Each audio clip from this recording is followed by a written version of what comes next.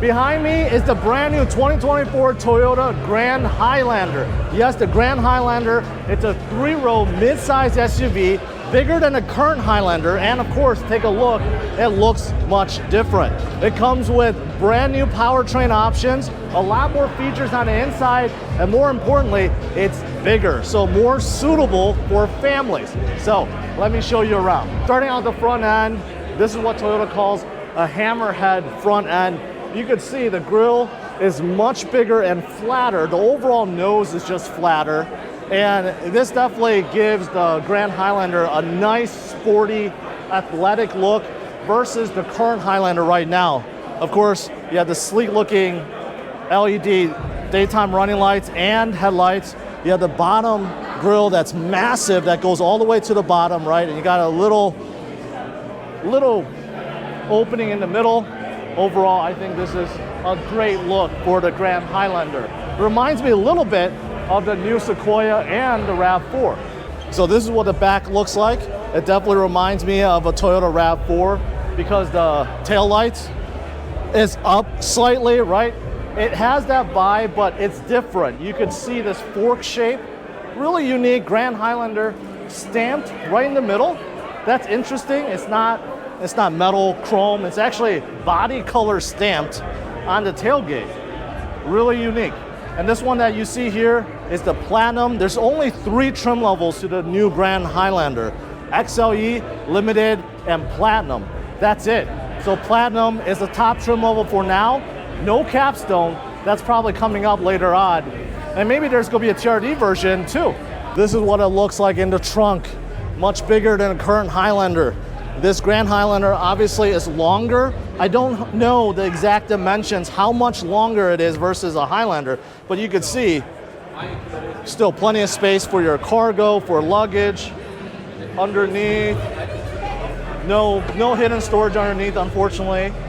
So the biggest difference with the Grand Highlander has to be the 3rd row space. So take a look, 3 passengers, and it's a lot more roomy back there. I showed you guys the cargo room, it's bigger, so now there's more leg room, so adults could actually fit more comfortably versus the current Highlander, which also has 3 rows, but it's just so cramped, right?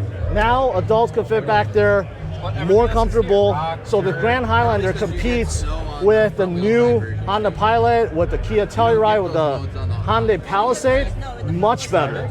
Not that much room in between. That's the strange part. You can see there's cup holders here, but there's not that much space. So if you do want to get in the 3rd row, you definitely want to fold the 2nd row upwards. But take a look over here. You have a 12V outlet. You have 2 USB ports on either side. Climate control. This Platinum also comes with ventilated and heated seats. Pretty nice. And look on top. Look at this giant panoramic sunroof.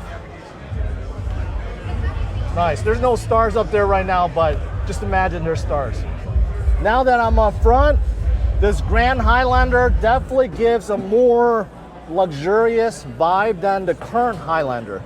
The layout, the fit and finish, especially with this Platinum, right? Everything just feels nice. Of course, you have this giant 12.3-inch infotainment system. This is the largest on a Highlander ever. You have some nice menus.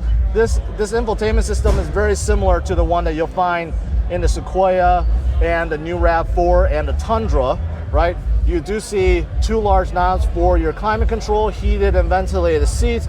These are pretty standard stuff. You have a 360 view. Your start button is down here, strangely enough, not over here, okay? 2 USB ports. You have a wireless charger over here.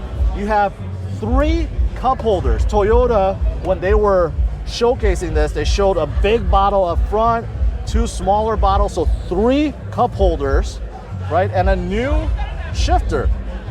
Unfortunately, it's not a standard shifter. You kind of have to relearn it, but I get it. It does save some space, right? And then of course you have some modes over here, Eco, Sport, and then you can switch between mud, sand, rock, dirt. There's also snow mode, hill descent, pretty standard.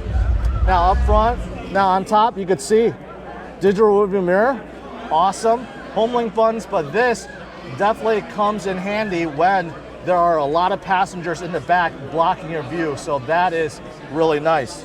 All right, so the steering wheel is new. I love the accent trims. You can see it's like a bronze color. You can see it throughout the dash, the center console over here, right? And on the steering wheel, it's nice. You don't see that often. But this is a new steering wheel, nice and thick. You got paddle shifters back here in case you wanted to shift yourself. And then look at this. You have a complete digital gauge cluster, 12 inches. These buttons look pretty standard. You have heated steering wheel, automatic headlights. This is for your trunk. You have control for your plug. Unfortunately, the steering wheel is not powered. It's manual, so you will have to manually adjust this, but it is telescopic. In, out, up, down, right? But too bad it's not powered. You have some memory seats over here, right? All the windows, automatic up and down. And then take a look, this carbon fiber trim on this door panel over here in the center console, or the dash, I should say. Yeah, you see it. It's dark, but you see it all around. And you definitely, like I said, you feel like this cabin is more premium. There's also a heads-up display over here too. It's hard to see, but there is a heads-up display. It's coming from here. It's reflecting off the windshield. Nice, nice. All right, so to get in the third row, of course, you just pull on this lever, right? Moves forward. Okay, the seat is still pretty low to the ground, but overall, I think there's a little bit more leg room. Yeah, like this. I still have a couple inches of leg room, right? And it does look like there's still enough space for the front passenger. So overall, I do think there is improvement to the third row. And Toyota has these grab handles on the side. Let me show you. There's these grab handles on the side, and there's USB ports integrated into them. And more cup holders. This is brand new. This is called the Hybrid Max. Although I don't know the displacement, how many electric motors. All I do know is this. This produces a whopping 362 horsepower and 400 pound-feet of torque. This is going to be the most powerful Highlander ever. Now, in case you didn't want this engine, you can still opt for a 2.5 liter hybrid powertrain or a 2.4 liter turbocharged powertrain. So now you have 3 different powertrains to choose from. It really depends on what you're looking for. So that is the brand new 2024 Toyota Grand Highlander in a nutshell.